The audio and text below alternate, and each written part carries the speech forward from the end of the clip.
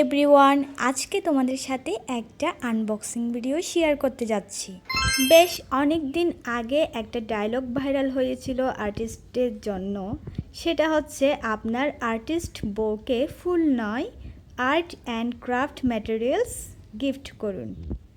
তো সেই কথাটা কিন্তু আমার হাজব্যান্ড সব সময় আমার জন্য পূরণ করে। তিনি যখনই বাইরে যায় আমার জন্য এরকম কিউট কিউট আর ভালো ভালো আর্ট সাপ্লাইস নিয়ে আসে, কারণ আমি আর্ট অ্যান্ড ক্রাফটিংয়ের কাজ করতে অনেক বেশি ভালোবাসি। সেটা তো তোমরা আমার পেজের নাম দেখেই বুঝতে পেরেছো। আমার এই নিউ পেজে এটা প্রথম লং ভিডিও হতে চলেছে, আর আশা করছি তোমরা সবাই আমাকে অনেক অনেক সাপোর্ট করবা। হ্যান্ডমেড জিনিস বানাতে আমার অনেক বেশি ভালো লাগে, যেমন জুয়েলারি, চুড়ি, ব্লা ব্লা ব্লা, মানে আর অনেক কিছু। আস্তে আস্তে আমি তোমাদের সাথে সব কিছু শেয়ার করব। আচ্ছা, তোমরা কে কে আমার মতো আর্ট অ্যান্ড ক্রাফট লাভার এটা কিন্তু কমেন্টে বলে যেও, যাতে আমারও সুবিধা হয় তোমাদের ভিডিওগুলো দেখে আসতে আর তোমাদেরকে কিউট কিউট কমেন্ট করে সাপোর্ট করতে। ফেসবুক পেজ ছাড়াও আমার অন্যান্য 3টা প্ল্যাটফর্মেও পেজ রয়েছে, সেটাও আমি তোমাদের সাথে আস্তে আস্তে শেয়ার করব। আচ্ছা, তোমরা কি গেস করতে পারছো আমি এই কালারফুল সুতাগুলো দিয়ে কি বানাবো? আমি খুব শীঘ্রই তোমাদেরকে এই কালারফুল সুতাগুলো দিয়ে খুব সুন্দর দারুণ দারুণ জিনিস বানিয়ে দেখাবো।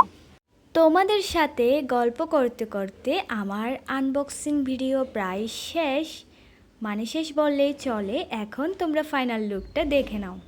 আশা করি আমার আজকের এই লং ভিডিওটা তোমাদের কাছে ভালো লাগবে, আর ভালো লাগলে আমাকে প্লিজ সাপোর্ট করিও। আজকের ভিডিও এতটুকুই, টাটা। হ্যালো এভরিওয়ান, গতকাল বলেছি আজকে একটা টোট ব্যাগ পেন্টিং করা দেখাবো, তো সেটা নিয়েই চলে আসলাম।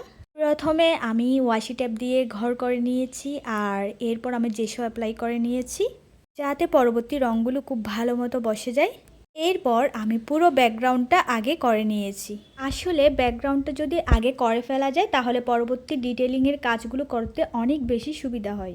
এবার আমি আস্তে আস্তে ডিটেলিংগুলো করে নিচ্ছি, তবে এখানে আমি পুরো কাজটা সম্পূর্ণ দেখাতে পারবো না, এতে করে আমার ভিডিওটা অনেক বেশি লং হয়ে যেত, আর তোমরা তো লং ভিডিও একদমই দেখো না। যেটুকু দেখাচ্ছি সেটুকুতেই আশা করি তোমরা বুঝে যাবে আমি পেন্টিংগুলো কিভাবে করেছি। গতকাল বলেছি এটা আমি আমার প্রিয় একজন মানুষের জন্য পেন্টিং করছি। তো আমার বোনের জন্মদিন কালকে, তো তার জন্যই কিন্তু আমি এটা করছি। আমি এটা তাকে গিফট হিসেবে দিব। এই পার্পল কালারটা আমার বোনের অনেক বেশি পছন্দ, তাই আমি এই থিমের উপরে ব্যাগটা পেন্টিং করছি।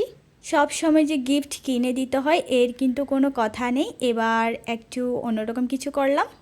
আর এই হাতে বানানো গিফটগুলোর মূল্য না কেনা গিফটগুলোর চাইতে অনেক অনেক অনেক বেশি। তোমাদের সাথে কথা বলতে বলতে আমার টোট ব্যাগ পেন্টিং করাটা শেষ হয়ে গিয়েছে। এখন প্লিজ একটু কমেন্ট করে জানাও তো তোমাদের কাছে এই পেন্টিংটা কেমন লেগেছে। ভালো লাগলে লাইক, কমেন্ট আর শেয়ার করিও। আজকের ভিডিও এতটুকুই, টাটা।